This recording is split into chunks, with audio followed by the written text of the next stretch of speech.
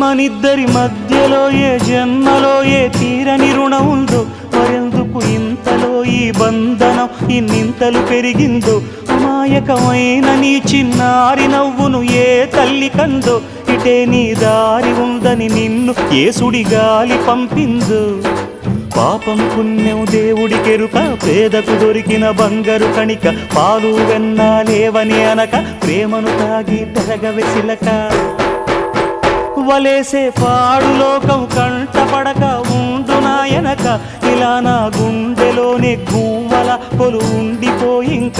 ఇటే పోస్తే ఎమున్నైనా నిలేస్తానే, మరింక ఏ కీడు నీ వంక రాలే.